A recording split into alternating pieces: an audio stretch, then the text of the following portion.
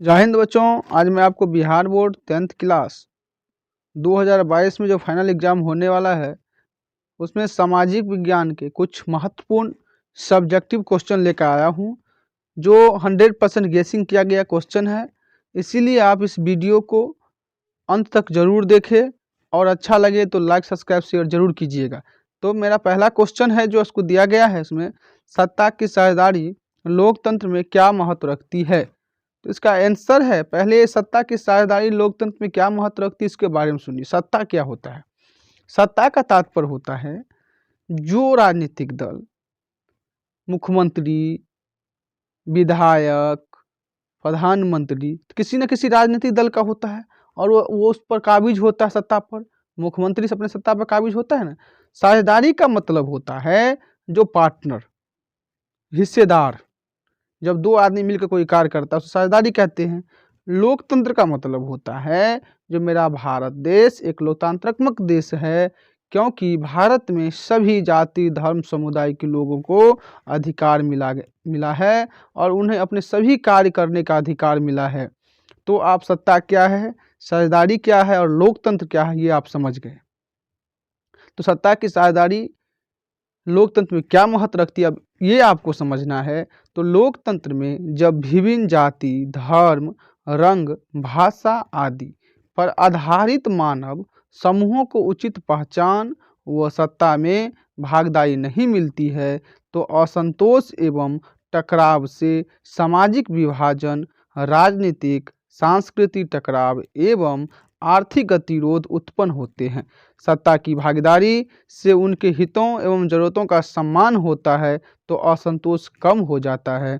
कहने का तात्पर्य यह है, जब सभी भारत एक विविधता वाला देश है जहाँ अनेक प्रकार की विविधता है तब भी सब एक है। तो भारत में या किसी भी देश में जब सभी जाति धर्म समुदाय के लोग को सत्ता में साझेदारी और भागीदारी मिलेगा तो उस देश राज्य और समाज का विकास होता है। यदि वहाँ सभी की हिस्सेदारी नहीं मिलेगा तो असंतोष बढ़ेगा और सब आपस में लड़ाई झगड़ा करेंगे। तो यह क्वेश्चन आप 100% समझ गए होंगे। आपका अगला क्वेश्चन है, राजनीतिक दलों को लोकतंत्र का प्राण क्यों कहा जाता है। तो राजनीतिक दल, पहले तो अभी राजनीतिक दल आपको हम बता दिए हैं, जो सत्ता चलाते हैं, जिसका चुनाव होता है, हम सब उसे चुन कर भेजते हैं जिस विधायक सांसद को, और वो राजनीतिक दल चलाते हैं। तो वो लोकतंत्र का प्राण कैसे हुए, ये बात पूछ रहा है आपको।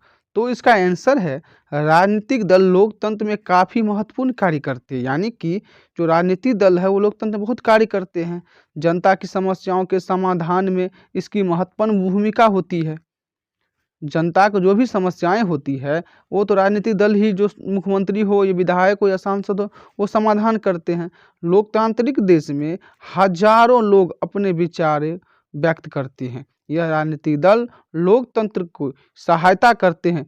राजनीतिक दल लोगों को सहायता करते हैं, उनकी समस्याओं को दूर करते हैं। इसीलिए राजनीतिक दल को लोकतंत्र का प्राण क्यों कहा गया है। आप जानते होंगे बात कि जब हम किसी विधायक सांसद को यहाँ से चुनकर भेजते हैं, उस राजनीतिक दल को वोट देते हैं, तो उनसे आशा रखते हैं वो हमारी समस्याओं को समाधान करे, हमें शिक्षा रोजगार मुहैया कराए। इसीलिए राजनीतिक दल को लोकतंत्र का प्राण कहा जाता है। यह क्वेश्चन भी आप अच्छी तरह से समझ गए होंगे।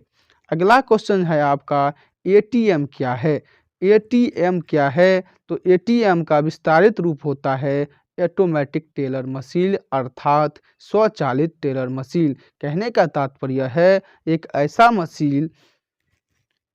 मशीन जिससे हम कहीं भी कार्ड को होता है, जैसे वीजा कार्ड, मास्टर कार्ड, ये कार्ड के माध्यम से, जो एटीएम कार्ड होता है उस कार्ड के माध्यम से हम कहीं भी जाकर उस एटीएम से पैसा निकालकर अपनी रोज़मर्रा के जीवन संबंधित व्यापार कोई भी संबंधित हो तो पैसा का लेन देन हम कर सकते हैं। ना कि हमें संग में पैसा ले जाने की ज़रूरत है, बल्कि उस कार्ड ही के माध्यम से हम हर एक लेन देन उस एटीएम से पैसा निकाल कर सकते हैं। अगला क्वेश्चन आपका, आधारभूत संरचना किसे कहते हैं। आधारभूत संरचना किसे कहते हैं? देखिए, आधारभूत संरचना से तात्पर्य है जो कोई भी देश हो, किसी भी व्यक्ति हो या कोई भी परिवार हो, उसका एक आधारभूत संरचना होता है। परिवार में जिस तरह से आपके माता-पिता, भाई-बहन, दादा-दादी होते हैं, उनकी कुछ आवश्यकताएँ होती है और उस आवश्यकताओं को पूरा करते हुए आपकी भी आवश्यकताओं को पूरा करता है। उनके लिए साधन की आवश्यकताएँ होती है, कोई खेती-बाड़ी करता है, कोई रोज़ व्यापार करता है, कोई कहीं जाके नौकरी करता है तो अपने वित्त की व्यवस्था करता है, अपनी जीवन यापन के लिए व्यवस्था करता है। उसी प्रकार एक देश के संचालन के लिए उनको वित्त की आवश्यकताएँ होती है, ऊर्जा की आवश्यकताएँ होती है, यातायात की आवश्यकताएँ होती है, संचार की आवश्यकताएँ होती है, शिक्षा की आवश्यकताएँ होती है। यही एक देश की रीढ़ होता है, आधारभूत संरचनाएँ होती है, जो उन देशों के विकास के लिए आर्थिक स्तंभ के रूप में कार्य करते हैं। ये क्वेश्चन भी आप अच्छी तरह से समझ गए होंगे। यदि आप स्क्रीनशॉट मारकर ये भी क्वेश्चन को आप रट सकते हैं और समझ सकते हैं। अगला क्वेश्चन है आपका, वन के पर्यावरणीय महत्व का वर्ण करें। वन के पर्यावरणीय महत्व का वर्ण करें तो वन प्राकृतिक का अनुपम उपहार है। मानव को दिया गया वन प्रकृति का अनुपम उपहार है, जिसके आंचल में मानव आदिकाल से प्रेषित होता रहा है। वन जलवायु का अवशोषण कर बाढ़ के खतरों को रोकती है, वही अच्छी वर्षा भी कराती है। अन्य वन्य जीव प्राणियों के साथ ही मानव को भी अनेक आवश्यक जीवनदायी वस्तुएं देती है। वन के कारण ही हम ऑक्सीजन जैसे गैस, ऑक्सीजन जो अपने जीवन वायु है, जो हमारे प्राण की रक्षा करता है, वह ग्रहण कर पाते हैं। और जब हम कार्बन डाइऑक्साइड छोड़ते हैं तो पेड़ पौधा ही इसे ग्रहण करता है, और पेड़ पौधा ही मानव का अमूल अंग है। क्योंकि जब प्राकृतिक और वन पर्यावरण नहीं रहेगा तो मानव की जीवन की कल्पनाएँ भी हम नहीं कर सकते हैं। इसीलिए मानव के जीवन में पर्यावरण का बहुत महत्वपूर्ण है। अगला क्वेश्चन आपका है 6 नंबर दिया गया क्वेश्चन, आपदा प्रबंधन की आवश्यकता क्यों है। ये क्वेश्चन है, आपदा प्रबंधन की आवश्यकता क्यों है। तो पहले आप आपदा क्या होता है वो समझ लीजिए।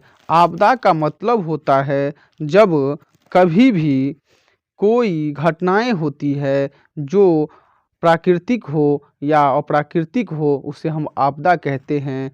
आपदा दो प्रकार के होते हैं, प्राकृतिक आपदा और मानव निर्मित आपदा। प्राकृतिक आपदा का तात्पर्य होता है कि जब मानव के द्वारा नहीं किया गया कार्य, जैसे बाढ़, भूकंप, सुनामी, सुखाड़, ये सब प्राकृतिक आपदाएं के अंतर आती है, क्योंकि इसमें मानव की योगदान नहीं होता है, मानव द्वारा नहीं किया जाता है।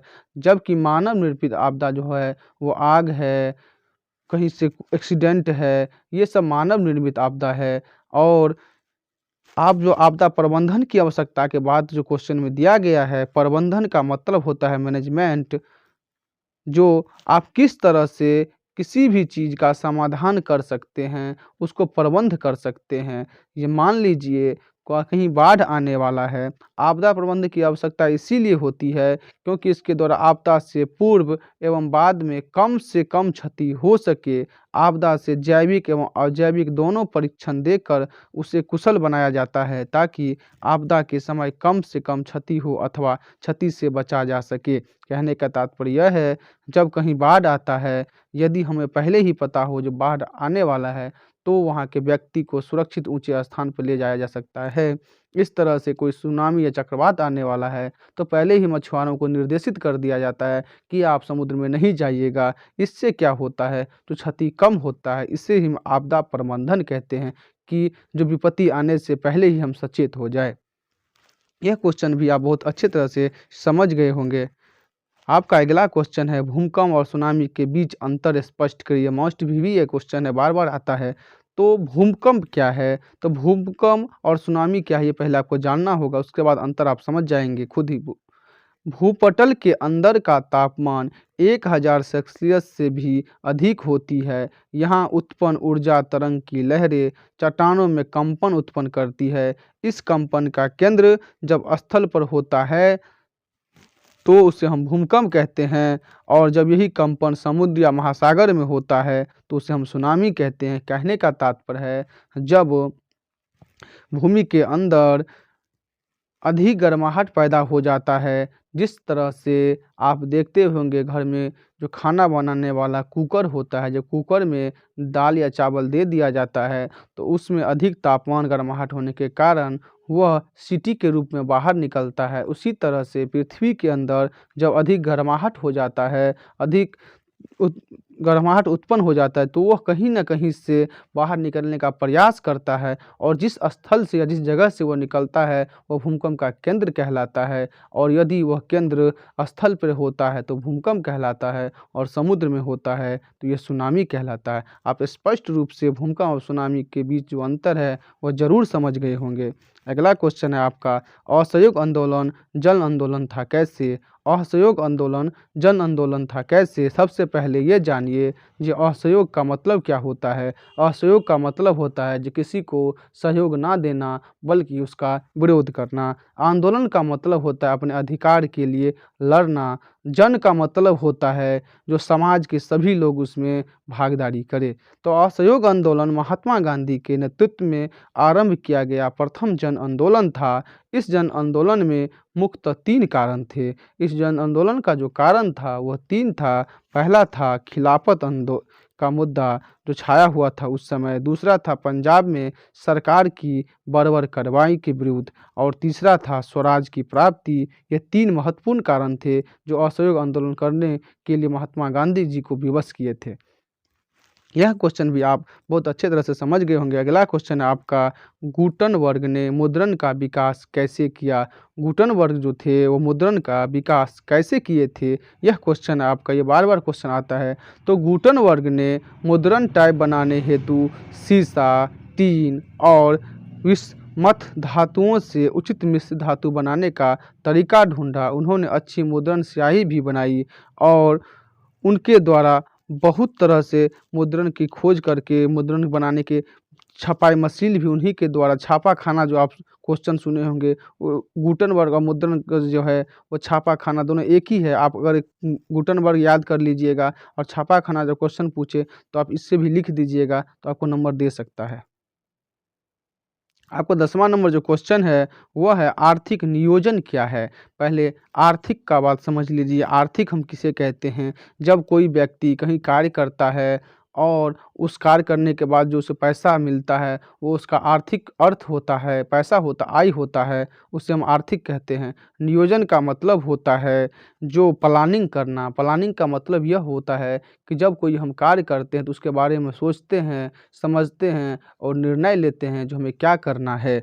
तो आर्थिक नियोजन का तात्पर्य यह हुआ कि आर्थिक नियोजन का अर्थ एक समयबद्ध कार्यक्रम के अंतर्गत पूर्व निर्धारित सामाजिक एवं आर्थिक उद्देश्यों की प्राप्ति के लिए अर्थव्यवस्था में उपलब्ध संसाधनों का नियोजित समन्वय एवं उपयोग करना है। कहने का तात्पर्य यह है कि जब किसी देश या किसी भी व्यक्ति या किसी भी संस्था या किसी भी संगठन आर्थिक नियोजन करते हैं, तो वे निर्णय लेते हैं कि हम जो आर्थिक नियोजन कर रहे हैं इसमें कितना लाभ है और कितना हानि है। क्या हमारे पास जो रकम है या पैसा है उससे हम उस तरह से आर्थिक नियोजन का प्लानिंग कर सकते हैं। मान लीजिए एक उदाहरण के तौर पर हम बता रहा हूँ, जो आपके पापा जी घर में पैसे कमाते हैं और माता जी को भेजते हैं। माता जी का कर्तव्य है कि इस प्रकार से उस पैसे का आर्थिक प्लानिंग करे या नियोजन करे जिससे कि हर एक काम हो जाए, उसे ही हम आर्थिक नियोजन कहते हैं। अगला क्वेश्चन है 11 नंबर, क्रेडिट कार्ड क्या है? तो क्रेडिट कार्ड यह एक प्लास्टिक मुद्रा का एक रूप है। विश्व में अनेक प्रकार के क्रेडिट कार्ड प्रचलित है जो वीज़ा, मास्टर कार्ड आदि के रूप में जाना जाता है। इसके अंतर्गत ग्राहक एक निर्धारित राशि रखती है। इसके अंतर्गत जो ग्राहक होता है वो अपने अकाउंट में कुछ निर्धारित राशि रखता है और इससे वस्तुएं का लेन देन करता है। कोई मॉल हो या रेस्टोरेंट हो या व्यापार यातायात हो, हर जगह यह इस कार्ड के माध्यम से अपना लेन देन कर सकता है। तो आप क्रेडिट कार्ड के बारे में जो एटीएम के बारे में जो बताए थे उस समय हम कार्ड के माध्यम से, उसी तरह से क्रेडिट कार्ड भी होता है। वैश्वीकरण से आप क्या समझते हैं? तो पहले आप वैश्वीकरण के बारे में जानिए। वैश्वीकरण का तात्पर्य ही होता है विश्व के सभी देश मिलकर कार्य करें। वैश्वीकरण का एक लॉजिक बात है, यही है जो वैश्वीकरण विश्व का एकीकरण, यानी कि विश्व में जितने भी देश है या जितने भी महादेश है सब जगह सब कोई व्यापार कर सके।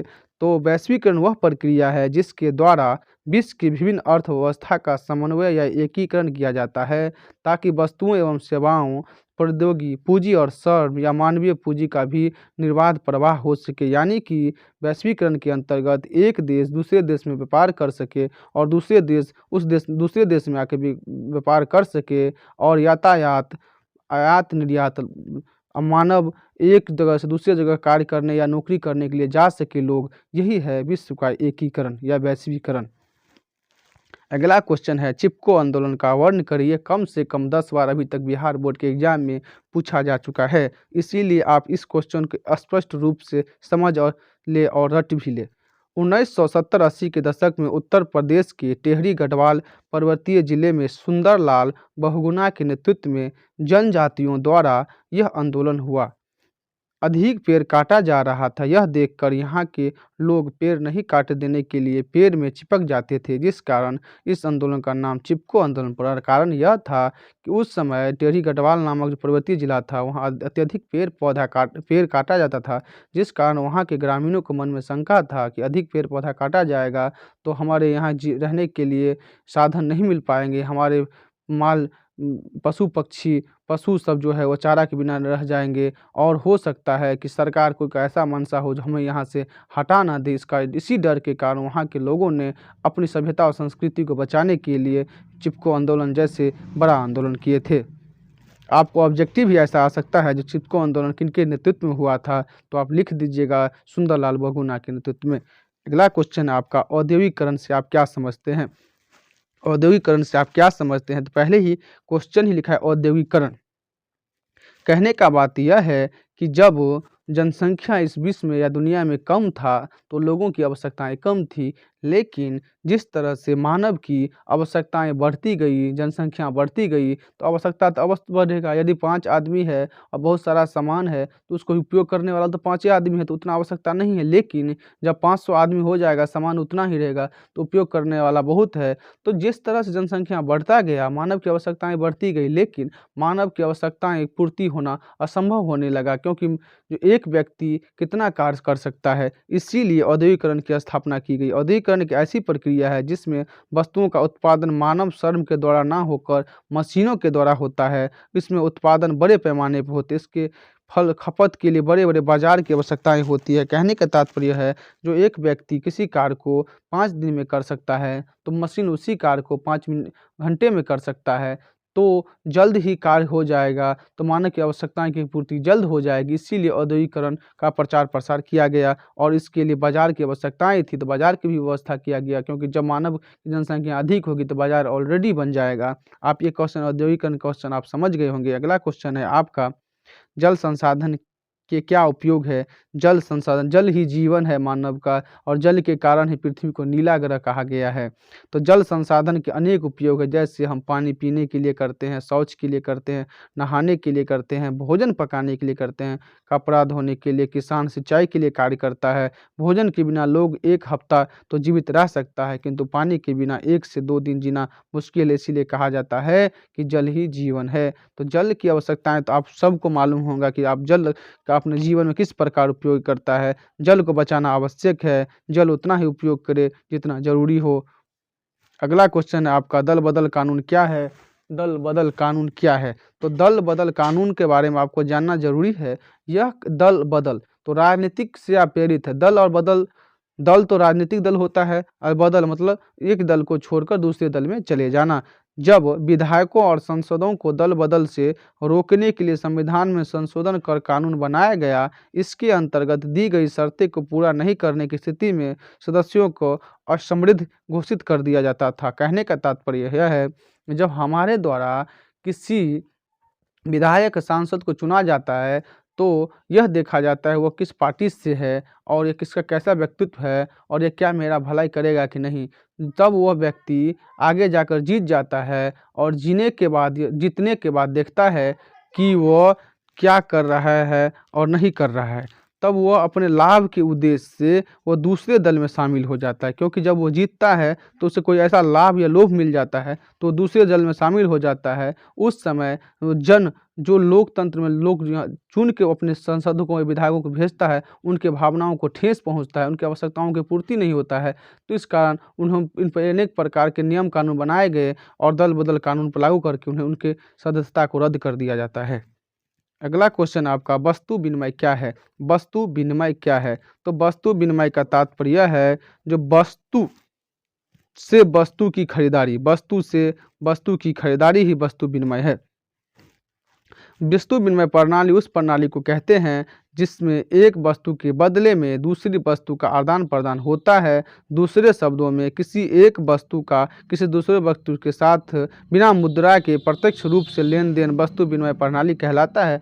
हमारे पूर्वजों के द्वारा वस्तु विनिमय ही का कार्य किया जाता था। उस समय पैसे या मुद्रा नहीं थे, जिस कारण किसी के पास यदि चावल है तो दूसरे व्यक्ति उन्हें आलू देता था, या किसी के पास कपड़ा है तो दूसरे व्यक्ति उसे भोजन सामग्री सामान दिया करता था। यानी कि वस्तु से वस्तु का ही लेन देन हो, उसमें पैसे का कोई कार्य ना हो, उसे हम वस्तु विनिमय प्रणाली कहते हैं। अगला क्वेश्चन है आपका 18 नंबर, सहकारिता से आप क्या समझते हैं? सहकारिता, पहले सहकारिता क्या है यह आपको जानना आवश्यक है। सहकारिता का मतलब हुआ सहकारिता, मतलब सब मिलकर कार्य करे। सहकारिता का अर्थ होता है सब मिलकर कार्य करे, एक साथ मिलजुल कर कार्य करना। अर्थशास्त्र में सहकारिता शब्द का प्रयोग अधिक व्यापक अर्थ में किया जाता है। इसमें दो या दो से अधिक व्यक्ति मिलजुल कर औद्योगिक आर्थिक उद्देश्य की पूर्ति के लिए कार्य करते हैं। यानी कि 2-4 व्यक्ति मिलकर कोई अपनी आर्थिक उद्देश्य के लिए कार्य करते हैं, उससे भी हम सहकारिता कहते हैं। या कोई व्यक्ति मिलकर अपने रोजमर्रा के कार्य, पढ़ाई लिखाई का, उसे भी हम सहकारिता या सहपाठी कहते हैं। अगला क्वेश्चन आपका, बिहार के आर्थिक पिछड़ेपन के क्या कारण है? तो सबसे पहले बिहार मेरा आर्थिक बिहार जो मेरा राज्य है उनका जो आर्थिक पिछड़ेपन का कारण है, उसका पहला कारण आपको दिया गया है जो यहाँ पर तेज़ी से बढ़ती हुई जनसंख्या। बिहार में जो जनसंख्या है वो बहुत तेज़ी से बढ़ रहा है, और बाढ़ तथा सूखा से क्षति। यहाँ बिहार में, उत्तरी बिहार में तो अधिकतर बाढ़ आता है, कभी सूखा अकाल पड़ जाता है। इसके कारण यहाँ का विकास सही से नहीं हो पाता है। औद्योगिक पिछड़ापन के कारण यह है कि यहाँ कोई भी फैक्ट्री, कल कारखाने नहीं है जो यहाँ के व्यक्तियों को रोजगार मिल सके, इसलिए उन्हें अपने राज्य को छोड़कर दूसरे राज्यों जाना पड़ता है। कुशल प्रशासन का अभाव का मतलब है जो यहाँ की विधि व्यवस्थाएं हैं, यहाँ राज्य जो चलाने वाले हैं, यहाँ को शासन जो चलाने वाले हैं, वो यहाँ का जो व्यवस्था को देखने वाले हैं वो उतने कुशल नहीं है, उतना कार्य नहीं कर पाते हैं जो यह बिहार के गरीबों की सहायता कर सके और पिछड़ेपन को दूर कर सके। आपका अगला क्वेश्चन है, प्राकृतिक संसाधनों का संरक्षण क्यों आवश्यक है? प्राकृतिक संसाधनों का संरक्षण क्यों आवश्यक है? तो प्राकृतिक संसाधन, मानव जो है ना, मानव की जिंदगी ही प्राकृतिक संसाधन पर निर्भर है। यदि प्राकृतिक संसाधन नहीं होगा तो मानव का जिंदगी ही खत्म हो जाएगा। प्राकृतिक संसाधन का अति उपयोग के कारण यहाँ के संसाधन की कमी हो रही है। इस अति उपयोग को रोकना नहीं गया तो आने वाले भविष्य में पर्यावरण संकट का सामना करना पड़ सकता है और मानव जीवन की विनाश के कगार पर पहुँच जाएगा। अतः कहा जा सकता है कि पर्यावरण संरक्षण की महत्वपूर्ण आवश्यकता है। कहने के तात्पर्य है, यदि आपके पास 1 लोटा पानी है और आपको इस पानी को बहुत दिनों तक या बहुत सालों तक पीना है, तो आप बूंद बूंद ही पीना चाहेंगे, और जब वह अब एक ही बार में पी जाएंगे तो आने वाले समय में आप जी नहीं पाएंगे। उसी तरह से प्राकृतिक रूप से जो दिया गया है हमें, उनका यदि हम अंधाधुंध उपयोग करेंगे, बेकार करेंगे, तो एक दिन ना एक दिन समाप्त हो जाएगा, और जब वो समाप्त हो जाएगा तो ये दुनिया ही समाप्त हो जाएगा। अगला क्वेश्चन है आपका, जलोढ़ मृदा से आप क्या समझते हैं? तो जलोढ़ मृदा भारत में विस्तृत रूप से फैली हुई है। इस मृदा का निर्माण सिंधु, गंगा तथा ब्रह्मपुत्रा नदियों के विक्षेप से हुआ है। इसमें गन्ना, चावल, गेहूं, मक्का, दलहन फसल के लिए उपयुक्त माना जाता है। तो जलोढ़ मृदा जो है गन्ना, चावल, गेहूं, मक्का, दलहन फसल के लिए उपयोग माना जाता है। भारत के विशेष क्षेत्र में यह मृदा फैला हुआ है। अगला क्वेश्चन है, आतंकवाद लोकतंत्र के लिए चुनौती है, कैसे? तो आप समझ सकते हैं भारत में किस तरह से आज आज़ादी से के लेकर अभी तक जो आतंकवाद का खेल खेला जा रहा है, सब बात जानते हैं। जो आतंकवाद द्वारा मानव सभ्यता को किस प्रकार हानि पहुंचाया जा रहा है, किस प्रकार से पूरे समुदाय, जाति, धर्म के लिए और यहाँ के मानव के लिए आतंकवाद एक अभिशाप बन चुका है। ना उसका जाति है, ना उसका मजहब है, ना उसका धर्म है। वो हर एक समाज को, देश में अशांति फैलाना चाहता है, भाईचारा को समाप्त करना चाहता है, हर एक व्यक्ति के पास मन में द्वेष फैलाना चाहता है। इसीलिए कहा गया है कि आतंकवाद का ना जाति होता है, ना धर्म होता है, और वो हर एक समाज को, हर एक मानव को क्षति पहुंचाना चाहता है। इसीलिए आतंकवाद लोकतंत्र के लिए चुनौती है।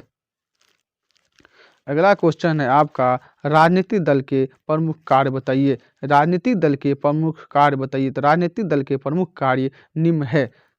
नीति एवं कार्यक्रम तय करना। राजनीतिक दल ही राज्य के विकास के नीति और कार्यक्रम तय करते हैं। दूसरा है शासन का संचालन। शासन जो होता है, पुलिस का शासन हो, शिक्षा का प्रशासन हो, हर कोई शासन हो, वो राजनीतिक दल के द्वारा ही चलाया जाता है। चुनावों का संचालन, चुनाव जो होता है वो तो चुनाव आयोग कराता है, लेकिन भागीदारी और भाग तो राजनीतिक दल ही लेते हैं। लोकमत का निर्माण। लोकमत का निर्माण का तात्पर्य होता है जनता के मतों के निर्माण से राजनीतिक दल बनता है, और वो जनता को इस तरह से अपने पक्ष में रिझाते हैं। पांचवा है राजनीतिक परीक्षण। राजनीतिक दल अपने व्यक्तित्व को, अपने संगठन में जुड़े लोगों को राजनीतिक परीक्षण भी देते हैं। यह क्वेश्चन बहुत मोस्ट भी है। घरेलू उत्पाद क्या है? यह बार बार पूछा जाने वाला क्वेश्चन है। तो किसी देश में किसी दिए हुए वर्ष में वस्तुओं और सेवाओं की जो कुल मात्रा उत्पादित की जाती है, उसे सकल घरेलू उत्पाद कहा जाता है। यानी कि किसी देश में उस वर्ष में वस्तु और सेवा की जो कुल मात्रा उत्पादित होती है, उससे हम सकल घरेलू उत्पाद कहते हैं। कहने का तात्पर्य है, जो हमें 4 किलो चावल की आवश्यकताएं हैं और देखा जाता है कि हमें 4 किलो चावल हुआ है, उपज है हमारे पास, या 5 किलो है, वो मेरा आवश्यकताएं के अनुरूप है कि नहीं। इसी तरह से किसी देश के विकास के लिए उनका GDP बहुत महत्वपूर्ण रखता है। अगला क्वेश्चन है आपका 25 नंबर, वित्तीय संस्था से आप क्या समझते हैं? यह कितने प्रकार के होते हैं? तो पहले यह जानना होगा वित्तीय संस्था क्या है। तो वित्तीय संस्था मौद्रिक क्षेत्र से देश अथवा राज्य की ऐसी संस्थाएं को कहते हैं जो लोगों की आवश्यकताओं को पूरा करने हेतु साख एवं मुद्रा संबंधित कार्यों का संपादन करती है। वित्तीय संस्था के द्वारा कृषि, उद्योग, व्यापार जैसे आर्थिक कार्यों के लिए मौद्रिक प्रबंधन किया जाता है। वित्तीय संस्था दो प्रकार के होते हैं, संस्थागत और गैर संस्थागत। यानी कि जो सरकारी होते हैं और एक सरकारी नहीं होते हैं, जो प्राइवेट होते हैं। तो वित्तीय संस्था किसी भी देश की जो व्यापार, उद्योग, वित्त आदि का व्यवस्था करता है, वो वित्तीय संस्थाएं कहलाती है। वित्तीय संस्थाएं ही देश की रीढ़ होती है, जो देश की विभिन्न आवश्यकताओं की पूर्ति के लिए उनके द्वारा संचालन किया जाता है। अगला क्वेश्चन है, बाढ़ के कारण एवं सुरक्षा संबंधित उपाय का वर्णन करें। यह क्वेश्चन भी 3-4 बार बोर्ड परीक्षा के फाइनल एग्जाम में आ चुका है। यह वीडियो आपको अच्छा लग रहा है तो अधिक से अधिक शेयर करते जाइए, क्योंकि जो घर में बैठे हुए बच्चे हैं वो कम से कम इससे लाभ उठा सके। बाढ़ के कारण एवं सुरक्षा संबंधी उपाय का वर्णन करें। तो बाढ़ के निम्न कारण है, नदी के जल स्तर बढ़ने से। यदि नदी में ज़्यादा पानी होगा तो बाढ़ आएगा। दूसरा है नदियों की तली में अवसाद जमा होना, यानी कि जो नदी है, नदी में यदि कूड़ा करकट भरा जाएगा तो नदी का जो फैलाव है वो कम हो जाएगा, जिससे बाढ़ आने की संभावनाएं होगी। क्योंकि जब वर्षा होगा तो पानी कहाँ जाएगा, वो ग्रामीण क्षेत्र में फैल जाएगा, शहरी क्षेत्र में फैल जाएगा। अगला है तीसरा नंबर, पेड़ पौधे की कटाई। अत्यधिक पेड़ पौधे की कटाई से मौसमी परिवर्तन हो गया है, जलवायु परिवर्तन हो रहा है। कमजोर तटबंधों के टूटने फूटने से, जहाँ अभी तटबंध है वहाँ कमजोर तटबंध होगा तो जरूर टूट जाएगा, जिससे बाढ़ आने की संभावना अधिक हो जाती है। अब अगला है इसमें बाढ़ से सुरक्षा संबंधित उपाय है। जो बाढ़ से सुरक्षा है, बाढ़ की सूचना मिलने पर सतर्क हो जाना चाहिए। नंबर 2, नदियों के तट पर घर नहीं बनाना चाहिए। नंबर 3, बाढ़ आने के पहले ऊंचे स्थान पर चले जाना चाहिए। नंबर 4, दवा एवं खाद पेयजल उपलब्ध करा लेना चाहिए। यदि बाढ़ आता है तो दवा और खाद पेयजल, खाने की वो चीज़ लेकर ऊपर ऊंचे स्थान पर चला जाए। ये सब आपको सुरक्षा के लिए उपाय है। ये क्वेश्चन भी आप अच्छी तरह समझ गए होंगे। 27 नंबर जो क्वेश्चन है वो 100% आने की संभावनाएं है। बंधुआ मजदूर किसे कहते हैं? वैसा मजदूर बंधुआ मजदूर किसे कहते हैं? वैसा मजदूर जिसे किसी प्रकार का कोई अधिकार प्राप्त ना हो और दिन रात अपने मालिक की सेवा करनी पड़ती हो। आतंक, भय या किसी शर्त से बंधक बनाकर रखा गया मजदूर ही सही अर्थ में बंधुआ मजदूर कहलाता है। यानी कि आप कहीं काम कर रहे हैं, ना आपको वहाँ तनख्वाह दिया जा रहा है, ना भोजन दिया जा रहा है, बल्कि भय और डर के द्वारा आपको कार्य कराया जा रहा है, वही बंधुआ मजदूर होता है। अगला क्वेश्चन है आपका, ग्राम पंचायत के प्रमुख अंग का वर्ण करें। ग्राम पंचायत के प्रमुख अंग का वर्ण करें। तो ग्राम पंचायत के जो प्रमुख अंग है वह है पहला 4 अंक है इसका, ये जानना होगा। तो ग्राम पंचायत का जो अंग है वह 4 है। पहला है ग्राम सभा, दूसरा है मुखिया, तीसरा है ग्राम रक्षा दल और चौथा है ग्राम कचहरी। तो ग्राम पंचायत के प्रमुख अंग कितने हैं? 4। ग्राम सभा, मुखिया, ग्राम रक्षा दल और ग्राम कचहरी।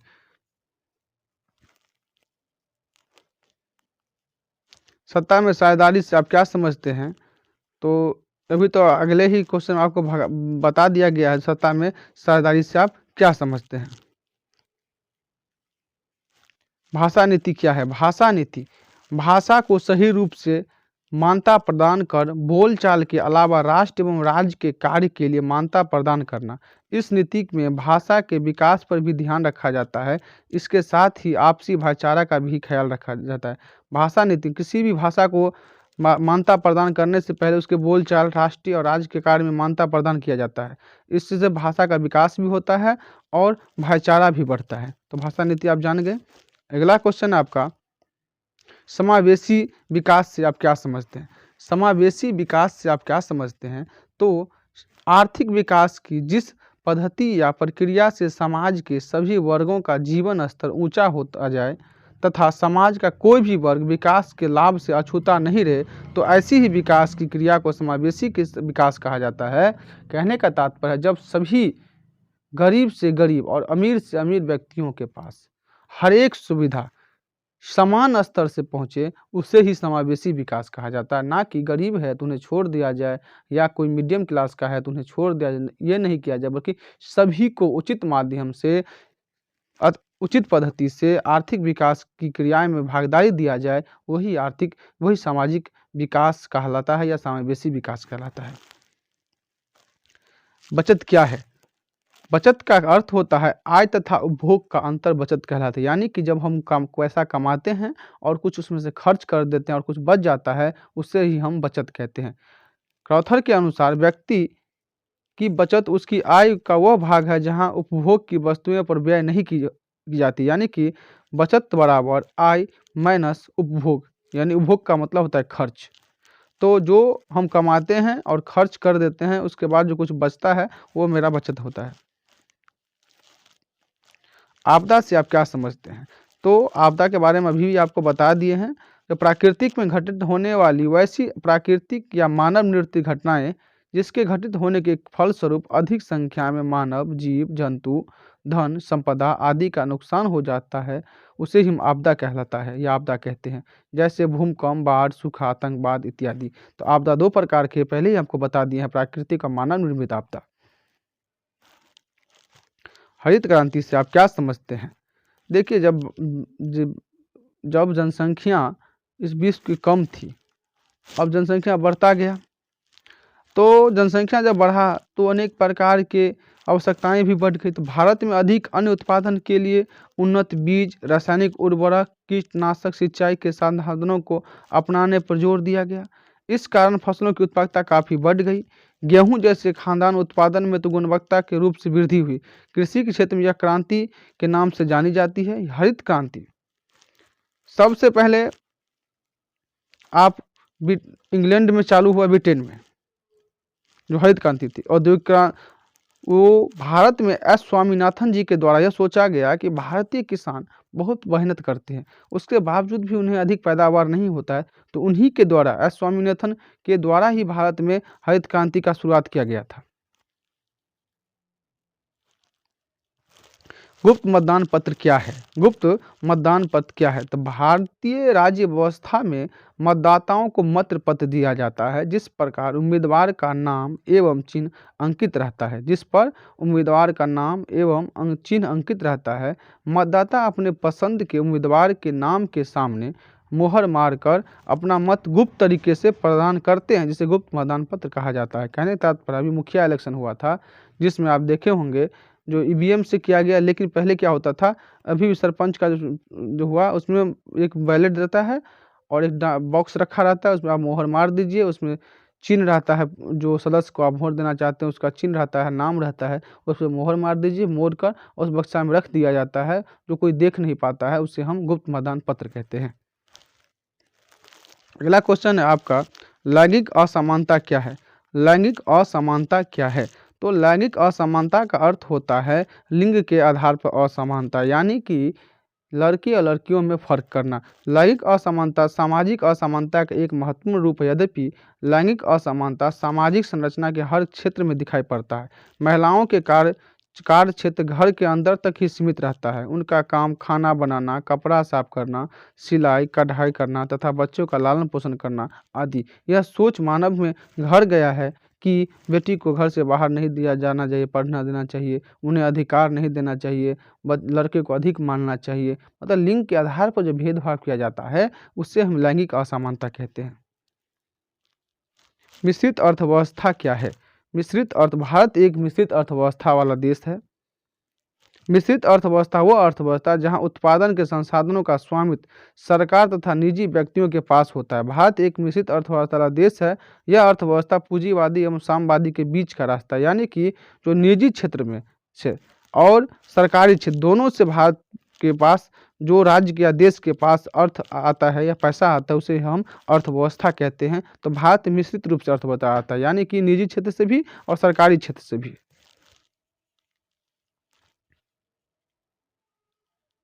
साइमन कमीशन पर संक्षिप्त टिप्पणी लिखे।